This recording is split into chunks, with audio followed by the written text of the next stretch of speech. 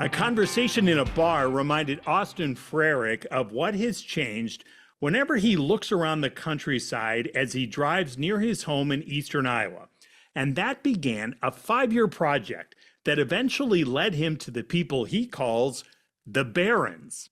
Hi, I'm Dave Price, and welcome to the American Farmland Owner Podcast. Austin Frerick's family left the farm years ago, but he feels like the industry was already leaving his family.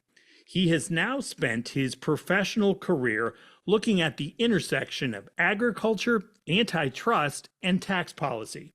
He's been a Thurmond Arnold Project Fellow at Yale University and an economist for the U.S. Treasury Department. But it's his curiosity that led him to write a book, and it's a book where he identifies 7 barons. Let's start our conversation with the connection and the nostalgia that he still feels for that family farm. Let's talk about your personal connection to the farm, because you still feel that. What's it all about? Yeah, I mean, I feel like just growing up in Iowa, it's painted in the background. I mean, I'm from Cedar Rapids, but you go and Cedar Rapids in the days of Corn Town. My family used to be farmers on both sides. We no longer are, but they're still involved in the food system. My dad's an ethanol truck driver, and my mom used to run a bakery, but now she kind of takes care of older people and special needs people. All right, so as you well know, some of the stuff you write and talk about pisses people off, right? Yes and no. Okay. I thought it would irk. I thought it'd get more pushback than it has. Okay. What shocked me is I think everyone's seen the food system not work in different ways. I mean, you just go to the grocery store and everyone knows you're being gouged, which we shouldn't be shocked. Concentrated markets gouge. That's what they do. To me, my favorite review I've gotten on the book was from the American Conservatives saying, quote, every conservative should read this book. But that was also like very much a goal of mine is I didn't want to be over the top with my rhetoric. I want to be like, this is what it is. This is what's happened to the system. It is wild and radical that one man does 5 million hogs in Iowa now. I mean, this whole book started literally in a bar conversation in Des Moines. I think it's called Carl's Place. It is. Yeah. It was at Kim Reynolds' Fred Hubble race in 2018. All right. And for those who are listening outside of the borders of Iowa, Kim Reynolds is the Republican governor. And Fred Hubble was a wealthy Democratic businessman who took her on in, I got to think of my years here, but 2018. 2018, yeah, a couple of cycles ago. Okay, sorry to And interrupt you. No, but the copy was so good because Fred Hubble, his big thing was the environment. So he spent a lot of money financing a lot of the water stuff in Iowa, and found out talking at that bar to someone that Kim Reynolds' largest donor was this hog guy, Jeff and Deb Hansen. They donated over $300,000 to Kim Reynolds. And I didn't know Iowa doesn't have campaign contribution limits.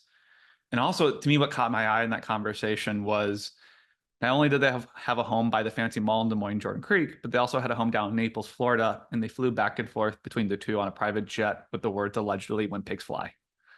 And so to me, that's like what a powerful symbol, but also me grappling with what has happened to the farmland in Iowa in my lifetime. Like, I've driven Highway 151 in Eastern Iowa tons of times. I went to grad school in Madison, and also just, we go up to the Wisconsin Dells for vacation, beautiful rolling hills, and you used to see animals, and now you don't. You smell them, but you don't see them. And so to me, this book really started with that notion of how did we get to this point? And in your book, you separate kind of different categories here, right? What's your thinking with that? Well, part of it was, I worked on this book for 5 years, and, in college, you're taught thesis, evidence, evidence, evidence. And I realized just talking to people need narrative. They need story. And so I have 7 barons in my book, but they're really structural stories. So like I'm hiding the vegetable. So like Cargill's my grain baron, but that's really about the Farm Bill. I wanted to explain to people what the Farm Bill is doing in the history of it. So that's kind of what the book is trying to do, is building on these concepts to kind of show how we got to this point. Because I really do believe you have to understand how we got here in order to kind of fix things for the better. And you've got Chapter 1, the hog barons. Chapter 2, the grain barons. Chapter 3, the coffee barons. Chapter 4, the dairy barons. Chapter 5, the berry barons. Chapter 6, the slaughter barons, and Chapter 7, the grocery barons. I mean, barons is a charged word here, right? It is. But to me, I view a baron as someone who makes and shapes a market. And what do you call? I mean, Walmart's the richest family in the world. It kind of changes on the day, but when you sell 1 in 3 groceries, I mean, their market share is the same as the second, third, fourth, fifth, sixth, seventh, and eighth combined. We've never had someone that powerful in the food system. What do you call them? And part of me using that language and that rhetoric is I want to show people we've been here before. Because what I've noticed talking to people is they just think, oh, the system's too broken and it's blah, blah, blah, blah, blah. And it's like, no, we've dealt with this issue before. Like we've had a Teddy Roosevelt moment. That is, it's almost anti-democratic to have these robber barons are basically controlling our system to our detriment. I mean, the story of the hog chapter really is a story of regulatory capture. I mean, Iowa should be the Italy of North America. Should be where people in America go for food tourism. We have the best soil. Like a tomato in Iowa in July is so good. But we have the second highest cancer rate. We have a water crisis and we have obesity crisis. And to me, Iowa is canary in the coal mine for the food system. Do we want to continue to go down this path where all the wealth being generated is leaving these communities and the politics of rage are filling the void? So you're going out to, I mean, you speak all over the place, all across I think you've been internationally though too, haven't you?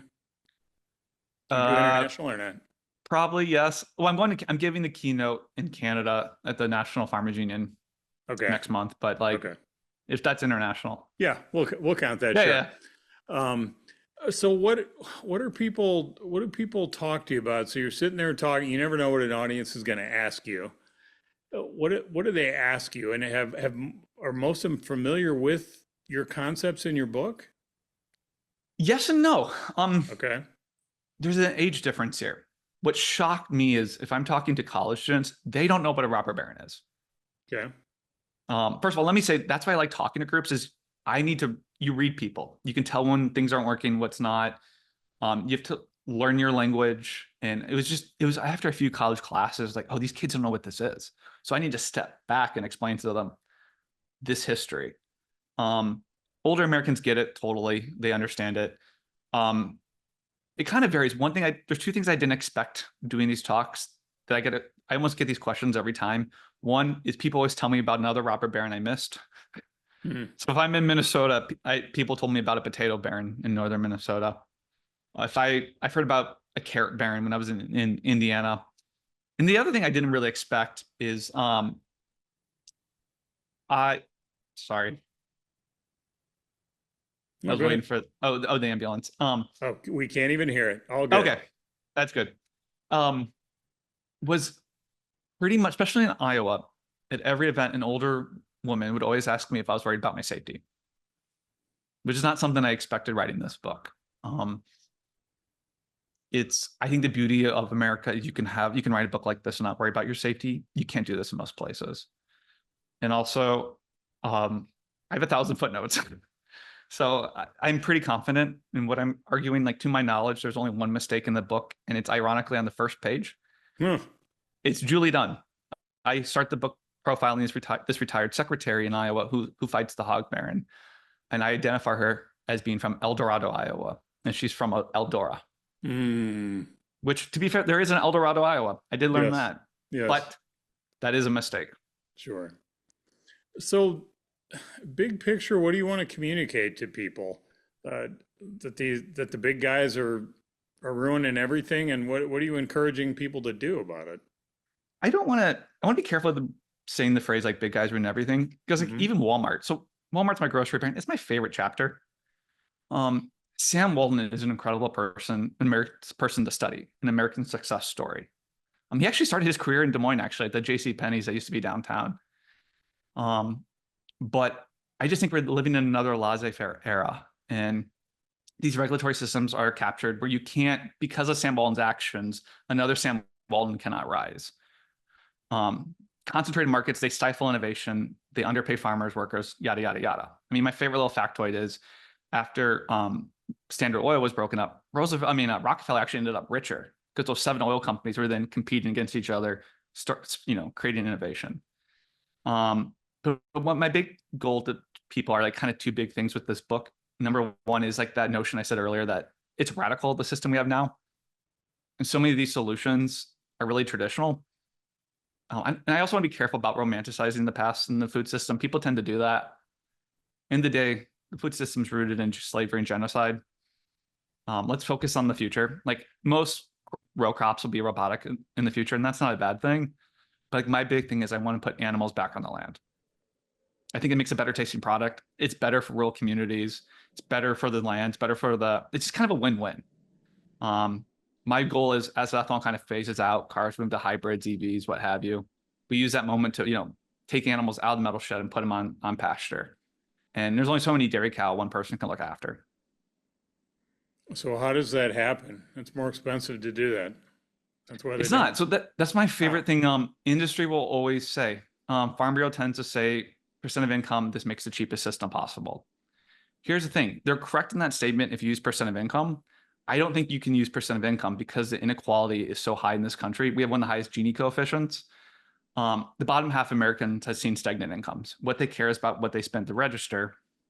We spend about $3,000 a year. And this is 2021 USDA data. That's before greedflation took hold. We're about dollar for Italy, and we spend more than Germany, France, Canada, et cetera. And we're just paying more for garbage. I mean, these are concentrated markets and they're gouging. Like, I had this guy do a paper at a conference I did 2 years ago where one company has an 85% market share in fluid milk in New England, tri-state area of New York City. I don't need a PhD to know that those people are not paying a competitive price for milk.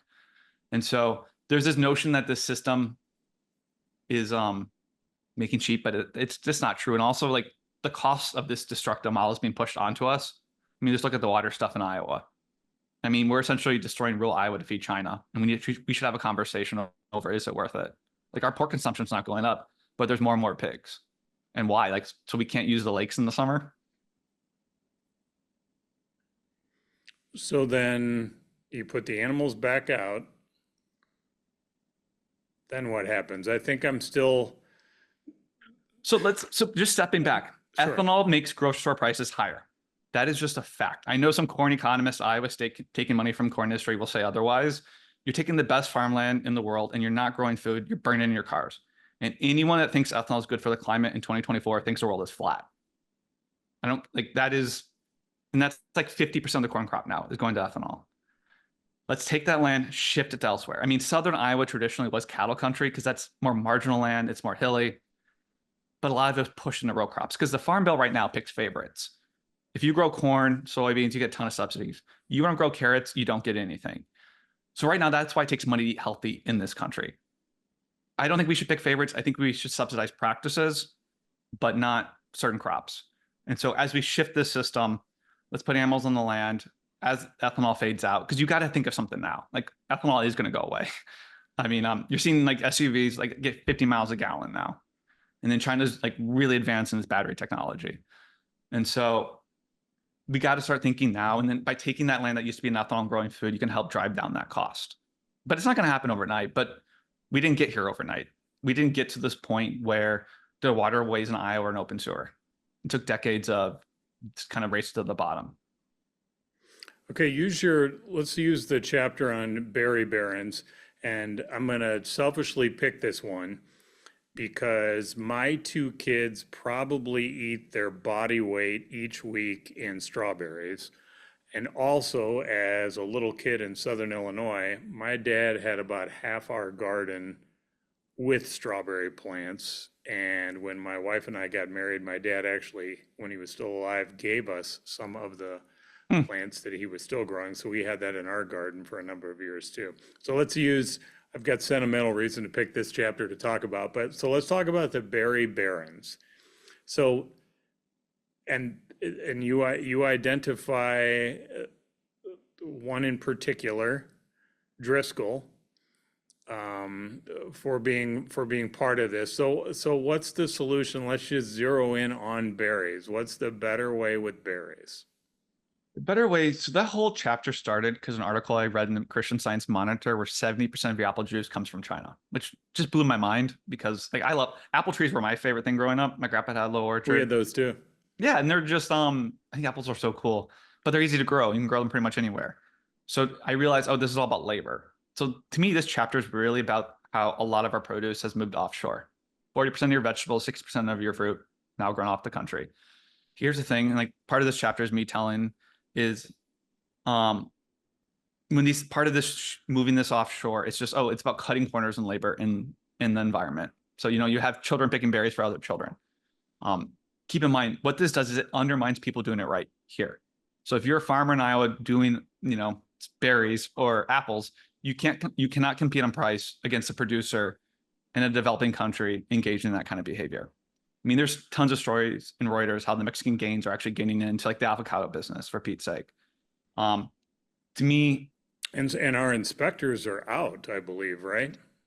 I think they're back in, but I mean, Okay. it's one thing to have a trade agreement with Canada, another like developed Western democracy. Mexico is different. When supply chains get long, transparency collapses, and it also doesn't make sense with the climate to get your berries from halfway around the world. They also don't taste good. I mean, that Driscoll berry is engineered for durability, not for taste. I assume your father's berries were a fraction of the size of Driscoll's, but they probably taste a lot better. I think what I want to move to now is like I want to do much more produce production regionally. I mean, I always have much more regional produce. I mean, people know about Muscatine melons down by Muscatine. Davenport used to do onions. Southern Iowa used to do a lot more peaches. Northern Iowa used to do beets. Western Iowa used to do grapes. These are all gone. Part of it is consolidations of these systems means like if you just decide to grow grapes, who are you going to sell it to? Who's going to distribute them? And so I want to essentially shift that because it's just morally wrong for us to be having produce picked by children for other children. So for those who would like to see this, what's the practical side of this? How, let's just use Iowa since we're both in Iowa as we talk. How am I going to go out and see fresh berries all over the place? Apple orchards all over the place. Is there robotics to help with this? Like how do we handle the argument about, it's a lot cheaper in these underdeveloped countries for the labor there? Two things. One, there's a lot of growth in robotics here. Berries are just hard. They're known as fruit of the devil by the pickers because they destroy your back picking them. Yeah, no doubt. But is right now to buy local berries, you just pay way more because you're meeting different standards. My big thing is schools buy a lot, so I want to use institutional buyers to help shift this supply chain. Most farmers will tell you they privately do not like doing the farmers market. It might get rained out, it's not consistent. But if you're guaranteed that your school is going to buy carrots every week, you're keeping the money locally, you help stabilize those businesses, you help replicate them. And I want to build on that because it's also like people crave hope. They want to focus on a positiveness. And like, I think most people can agree what we feed our children right now is not great. It's also good politics. Like who doesn't want all dairy served in Iowa schools coming from Iowa dairy farmers or like beef, all the beef coming from Iowa, cattle ranchers doing it who are grazing their cattle in a traditional way instead of like rainforest beef. And on top of it, like, I don't think people realize how good of culinary programs DMAC and Kirkwood have. I mean, you should be able to go to a community college, study culinary, and then go to your local school and cook made from scratch meals. And by the way, a lot of people are doing this. Like Dolores Colin up in Storm Lake is one of my favorite features writers, and she writes a lot about this. Their school district the cafeteria works with local farmers to teach kids about other cultures and doing all that kind of stuff. So how do we build on that? How do we reward that? And how do we grow that new system? How do we grow those things? Because putting a local berry in Dollar General doesn't change anything. It's still expensive. And so we got to help drive down those cost structures and build up those supply chains. A couple of weeks ago here on the podcast, we talked to a farmer named Beth Hoffman. She is also from Iowa, was an agriculture writer for years, and met her husband out when she was going to grad school in California. Her husband grew up a farm boy in Iowa. Family still had the farm here. He was out, I think he was in the wine business. He was a chef. He was a butcher. And then they met each other, fell in love, and he talked her into coming back to Iowa, and now they farm. One of the concepts she has talked about is maybe reaching out to churches and other religious institutions to essentially, I'm going to probably screw up the way she explains it, but kind of buy in bulk. So if you wanted the local beef, but maybe couldn't do a side of beef or what have you, that kind of economy of scale, if you will. Sort of you go and almost the church becomes the middleman. So you can kind of use that entity so that you're buying locally, et cetera. I mean, it's just a good example of there's no magic bullet. I mean, that's something I've learned in life is anytime someone tells you that, it's probably wrong.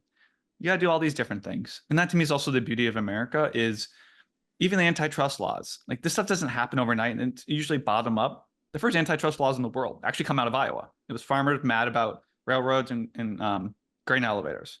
So Iowa did some law, did antitrust, created antitrust laws, anti-monopoly laws. A few other states did it. Then the federal government did it. Then a few presidents later, you finally had Teddy Roosevelt actually do something. So even when we tell this history, we truncate it, but it really is a bottom-up type thing. So it's people doing these things at the local level, figuring out how to do it, telling their state reps, state senators, hey, I'm trying to do this, but I'm hitting this for a block. How can you help? That's what I don't want people to ever forget that because it's really easy to be like, oh, the system's too broken. I can't do anything. And like just even like one little example your example you're talking about with Beth is an underappreciated thing is the dignity of work. I feel like a lot of people when you're running your own farm, doing your own things, there's a lot of pride. You have a really intimate relationship with your animal. Whereas now, a lot of these industrial operations, you're just paid to go into like a hog confinement hall at the dead pig bodies. You don't have that same relationship with the animals. I should also say too, the system it's very fragile. Part of a family farm was almost like a retirement portfolio. You had a bunch of different crops going. So if one cratered, you still had others. Well, now the system pushes people to do one or two crops. And so you're very, very fragile. So that's why you see, like when the chicken flu hits, it really hurts these producers. But that's why I always step back and go, the Farm Bill's not designed for them anymore. It's designed for Wall Street. And, we're paying the burden. And we can't have a fragile system. Is there an appetite to reform how they do the Farm Bill? We're talking in October. We have watched for the second straight year that Congress has failed to come up with an agreement on a new one. They extended it last time. Realistically, they probably will when they come back after the elections toward the end of 2024 and maybe extend it again, barring some unexpected negotiation breakthrough here. But is there really an appetite to do the kind of deep dive remake of how the system works? It's already funky that you have two things lopped together, right? I mean, the SNAP, the nutritional side with the true farm subsidies, crop insurance, all that kind of stuff. But, they talk about this, the only way you're going to get it through. What's funny? The biggest pushback I tend to get is I think we should decouple those two. Food meals are their own bill. Food assistance should be its own bill. I actually think the Modern Farm Bill Coalition is breaking apart in front of us, just from my conversations where, they're trying to essentially copy and paste the last one. The Senate's kind of on board with it. It's House Republicans where it's breaking down. Like they can't ram that thing through. And I think there's a few things going on here. You kind of see with that whole RFK thing with on the conservative side in food. There's a growing realization among people that like the system's just so unhealthy. And it's you're actually seeing it with young men. Like young men are obsessed with protein right now. That's why they're building that new cottage cheese plant in Boone, Iowa, probably. Alcohol sales are collapsing right now. That's an underappreciated phenomenon. It's I think a lot of people are just they're disgusted by it. And so I don't know. You have that a little bit. A lot of it's corporate welfare. Crop insurance is pretty gluttonous at this point. You'll have a lot of conservative think tanks like Heritage even saying that. The Steve Bannon of the world are not a big fan of it. So like, who knows? I really think this election and how things shake out could really put us down a different path here, because I can't stress this enough. Industry's worried. They're trying to ram through a status quo bill and they can't even do that. We do have a lot of fascinating dynamics going on at the same time. As you talked about, young people not drinking like they used to. That's a whole different phenomenon, especially if you're in the wine business, right? You're like, oh my gosh, what the heck? I didn't see that coming. But if people there is a movement by some who want local food. They like the farm to table restaurant. They like they want their produce brought from within the border, and probably even closer than that. But I appreciate that you bring up groups like Heritage and that. So from the conservative side of things, just the finance of some of this, where we're, $35 trillion federal debt. And at some point, somebody's going to take this seriously, you assume, before we Yes. completely collapse for everything. But before they have to do draconian cuts on things or dramatic tax increases or whatever they're going to do, at some point, this just can't keep going, despite the fact we keep doing it, especially over the last 10 years. But you do wonder if that will maybe that will force how they redo the Farm Bill, if there are going to have to be some reductions in areas. Yes, that's what kind of gives me hope is there's going to be a come to Jesus moment on this stuff. I mean, the Farm Bill is designed to overproduce grains every year, and every year is a record crop. At some point, these are just too glutted, and it's expensive when these markets are glutted to bail out people. But here's the thing: if you don't do corn and soy in Iowa, you're going to go bankrupt. That's what the system pushes people to do. So, I mean, I'm going back to antitrust for a second. You'll notice maybe an undercurrent in my book is my frustration turn towards former governor of Iowa, Tom Vilsack. Addressing the cartels in the meat industry doesn't cost taxpayers anything, the way Teddy Roosevelt did it. Vilsack didn't do that approach, instead threw $1 billion of taxpayer money to finance new startups, there's no example of that ever working in American history, where you deconcentrate a space by doing that. That's like giving $1 billion to Ask Jeeves saying good luck against Google. And we're starting to see that basically break in front of us, where that chicken slaughterhouse he financed up in Charles City liquidated the other day, where the state of Iowa had to step in and essentially feed the birds so they didn't starve to death. You're just going to see more of that, because it's like USDA gave about 45 million to that when they revamped the facility that had been shut down. Yeah, so Vilsack just lit taxpayer money on fire because he wants to be a lobbyist again. And what's shocked me and what gives me hope too is, like, especially meat, that to me is one of the most bipartisan things, because most of the meat corporations in America are not American. They're actually state-backed monopolies.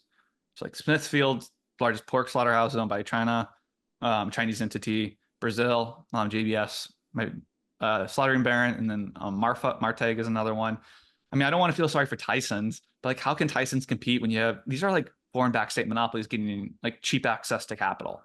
And so that's a worry for a lot of people. And it's also, these products aren't that good. Like when you're getting Brazil rainforest beef, that's not the same as like a traditional cattle.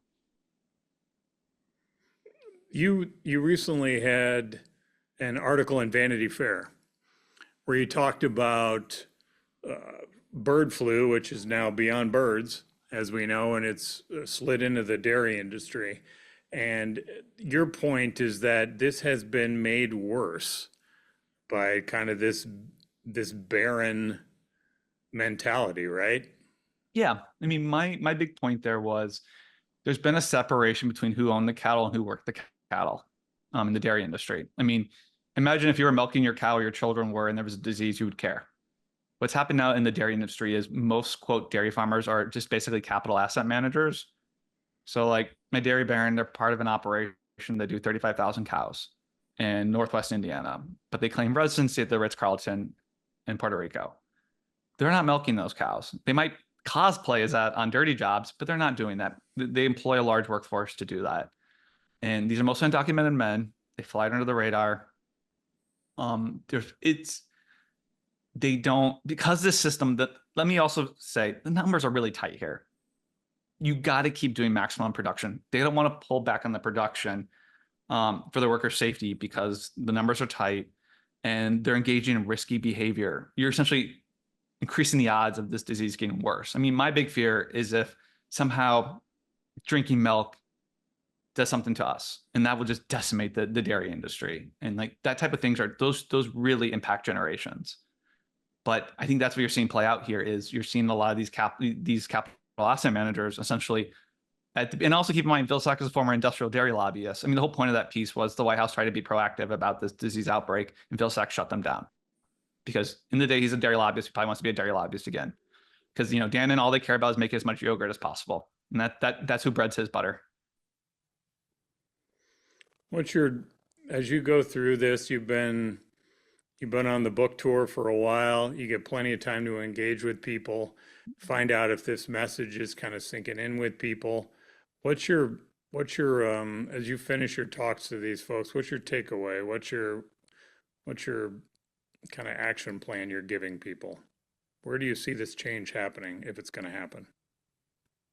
My change is going to happen. Two things. One, most people are good people. Most people are like Beth. They're just trying to do the right thing, do good for their community. It's just a few greedy people holding us back. What I really just want people to leave with is just do something locally in your community. Push your lawmakers to do better.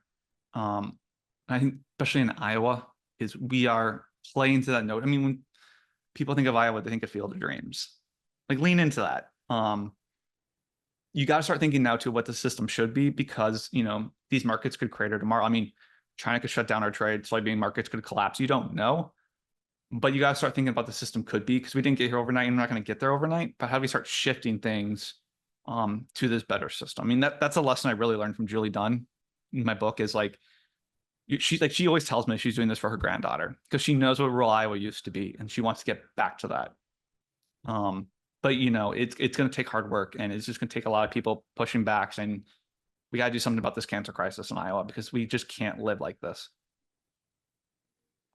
Austin, we appreciate the time. Thank you. Yeah. Thanks for having me on. He is Austin Frerick, author, economist, antitrust crusader. You can learn more about his background, including when he thought about becoming a politician a time or two. Find that in our profile piece about him in the American Farmland Owner email newsletter. Just head to AmericanFarmlandOwner.com and sign up while you're there. Also, just a moment, if we can, to say thanks. We just began our second season of this podcast, and you can continue to help us grow. Just sign up for that newsletter I just talked about. It's free. It gets sent right to your email inbox every week. Also, please like and share this podcast so others can meet our guests as we do. Thanks for your support, and thanks for caring about the future of our farm.